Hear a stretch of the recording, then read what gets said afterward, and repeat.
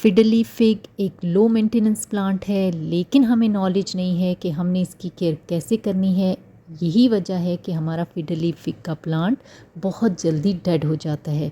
Video आपके लिए बहुत ज़्यादा इन्फॉर्मेटिव होने वाली है। अगर आपके पास फिडली फिग का प्लांट है या आप इसे नर्सरी से लाने का इरादा रखते हैं तो वीडियो को एंड तक ज़रूर देखिएगा। वीडियो स्टार्ट करने से पहले एक छोटी सी रिक्वेस्ट, अगर आपने अभी तक मेरे चैनल को सब्सक्राइब नहीं किया तो इसे सब्सक्राइब कर लें। फिडली फिग का बोटेनिकल नेम फाइकस लैराटा है। ये ट्रॉपिकल रेन फॉरेस्ट का प्लांट है। नर्सरी से घर लाने के बाद जो सबसे बड़ी प्रॉब्लम इस पौधे में आती है वो है इसके लीव्स येलो होकर ड्रॉप होना शुरू हो जाते हैं। ये नॉर्मली एनवायरनमेंट में चेंज होने की वजह से होता है। ये पौधा स्ट्रेस को शो करता है। इस पौधे की नेचर में है कि इसे बार बार अपनी जगह तब्दील करना पसंद नहीं है।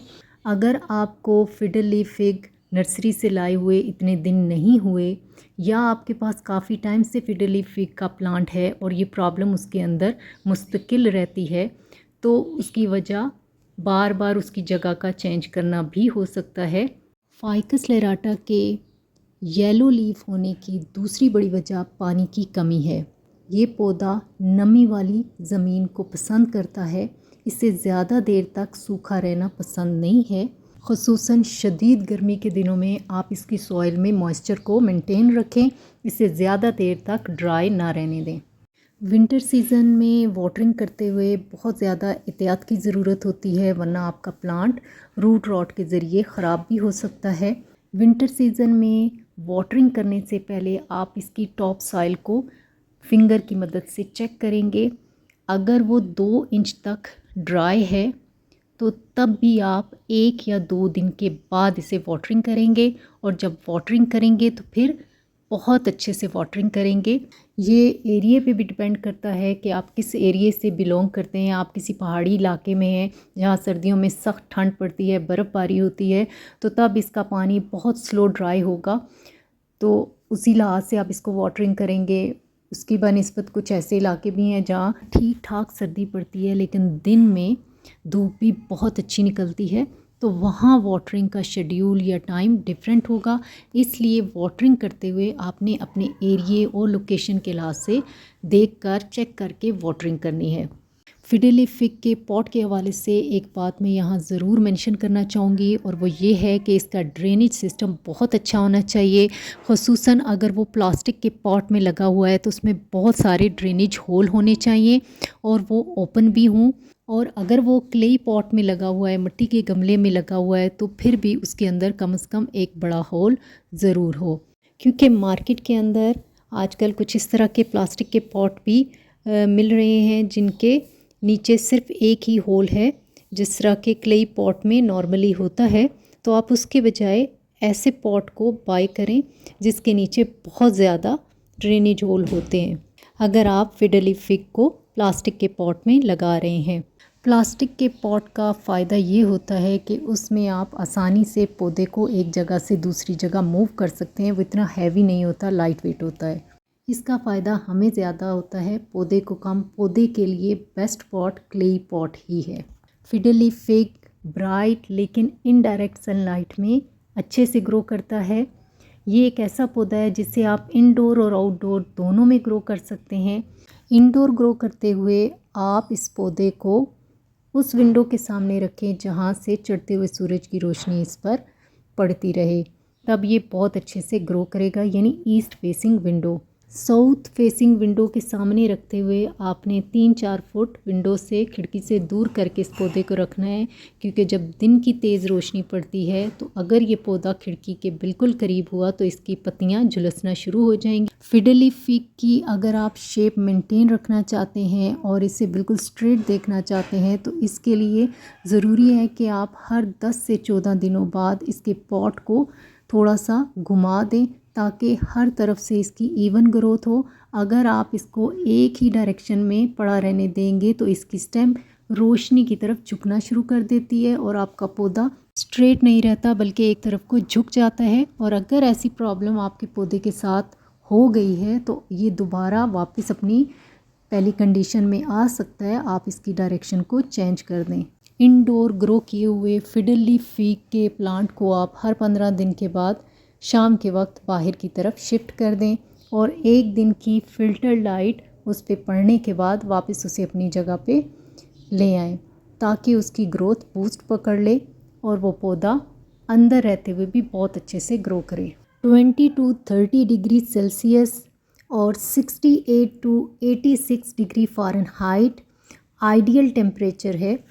अगर आप फिडर लीफ फिग के प्लांट को ड्राइंग रूम में, बेडरूम में या सिटिंग एरिया में रखना चाह रहे हैं और वहाँ पे सूरज की ब्राइट लाइट नहीं पहुँच रही, तो आप ग्रो लाइट का इस्तेमाल भी कर सकते हैं। फिडर लीफ फिग को मॉइस्ट सॉइल पसंद है, लेकिन गीली मिट्टी में इसको ग्रो नहीं किया जाता, इसलिए इसकी इस तरह से सॉइल मिक्स को तैयार किया जाता है कि वो वेल ड्रेन हो। जब भी आप वाटरिंग करें तो एक्स्ट्रा पानी ड्रेनेज होल से ड्रेन आउट हो जाए। वेल ड्रेन सॉइल मिक्स तैयार करने के मैं 2 मेथड यहाँ आपसे शेयर करूँगी। सॉइल मिक्स तैयार करने का जो पहला तरीका है, उसमें हम 50% गार्डन सॉइल, 40% सैंड और 10% फर्टिलाइज़र को ऐड करेंगे। इसके अलावा आप इसमें तकरीबन 1 टेबलस्पून के बराबर बारीक पिसा हुआ कोयला शामिल कर देंगे। दूसरे तरीके से जो आप फिडर लीफ फिग के लिए वेल ड्रेन सॉइल मिक्स तैयार कर सकते हैं, उसमें आपने 40% गार्डन सॉइल, 40% सैंड, 10% कोकोपीट और 10% फर्टिलाइज़र को ऐड करना है। अगर आपके एरिए में गर्मियों में सख्त गर्मी पड़ती है और सर्दियों में भी सूरज की अच्छी खासी रोशनी आपके घर में आती है, तो आप दूसरे वाले तरीके से फिडर लीफ फिग की सॉइल मिक्स को तैयार करेंगे। और अगर आप किसी ऐसे एरिए से बिलोंग करते हैं जहाँ पे सर्दियों का सीज़न ज़्यादा है, ठंड ज़्यादा पड़ती है, तो आप पहले वाले तरीके से सॉइल मिक्स को तैयार करेंगे। फिडर लीफ फिग को हर 6 या 8 हफ्तों के बाद, यानी 1.5 महीने या 2 महीने के बाद ही फर्टिलाइज़र देंगे, वो भी जब इसका ग्रोइंग सीज़न होता है, यानी स्प्रिंग और समर में। सर्दियों में आप इसको फर्टिलाइज़र बिल्कुल नहीं देंगे।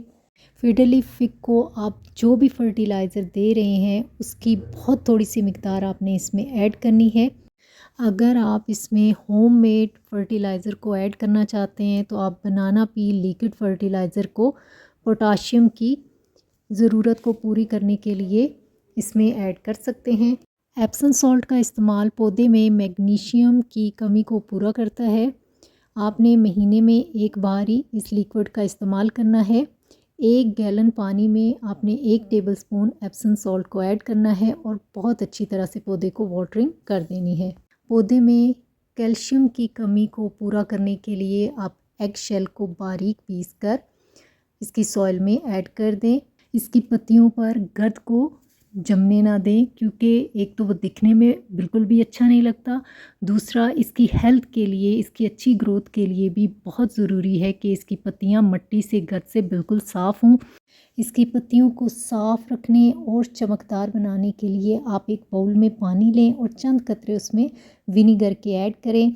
किसी भी कॉटन क्लॉथ या फाइबर क्लॉथ को वेट करके इसकी पत्तियों को अच्छी तरह से वाइप कर दें, साफ़ कर दें। ये काम आप सिंपल वाटर से भी कर सकते हैं। Feeder leaf fig humid environment में बहुत अच्छे से ग्रो करता है। ह्यूमिडिटी को मेंटेन रखने के लिए आप ह्यूमिडिफायर का इस्तेमाल कर सकते हैं। मेरे वो व्यूअर्स जो ह्यूमिडिफायर का इस्तेमाल नहीं करना चाहते, उनके लिए मैं 2-3 मेथड बता देती हूँ, जिसके ज़रिए वो ख़ुद से भी ह्यूमिड एनवायरनमेंट क्रिएट कर सकते हैं। एक तो आप इस पौधे को अकेला ना रखें, बल्कि ग्रुप्स में रखें, बाकी पौधों के बीच में रखें। दूसरा, आप दिन में 2 या 3 दफ़ा इसकी पत्तियों पर पानी का छिड़काव कर दें या स्प्रे कर दें। तीसरा, आप इसके पास पानी से भरी हुई ट्रे रखें, जिसमें छोटे छोटे स्टोन या पेबल्स आप फैला दें। घर के बाकी हिस्सों के मुकाबले में किचन और वॉशरूम में ज़्यादा ह्यूमिडिटी पाई जाती है, तो आप इन्हें वहाँ पर भी रख सकते हैं अगर वहाँ पे सूरज की ब्राइट लाइट आती है। ज़रूरत से ज़्यादा ब्राइट लाइट इसकी पत्तियों के कलर को लाइट कर देती है। ये डार्क कलर की पत्तियों में ज़्यादा खूबसूरत नज़र आता है। और अगर आपने अभी तक चैनल को सब्सक्राइब नहीं किया, तो जल्दी से इसे सब्सक्राइब कर लें। और वीडियो अच्छी लगी हो तो इसे लाइक भी कर दें और बेल आइकन को ज़रूर क्लिक करें ताकि मेरे आने वाली हर नई वीडियो का नोटिफिकेशन आपको मिल जाए। अगर आपके आउटडोर में इतनी स्पेस नहीं है तो आप फिडर लीफ फिग को इनडोर ग्रो करें, ये बहुत अच्छे से ग्रो होता है। ये लो मेंटेनेंस प्लांट है, ये ना सिर्फ आपके घर के अंदर मौजूद हवा को प्योरीफाई करेगा बल्कि आते जाते जब इसकी खूबसूरत और चमकदार पत्तियों पर आपकी नज़र पड़ेगी तो आप अपनी बहुत सी परेशानियों और बीमारियों को भूल जाएंगे और बहुत ही बेहतर फील करेंगे।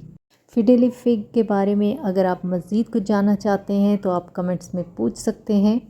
आई होप मेरी आज की वीडियो आपके लिए बहुत ज़्यादा हेल्पफुल साबित हो। वीडियो में आखिर तक साथ देने के लिए आपका बहुत शुक्रिया।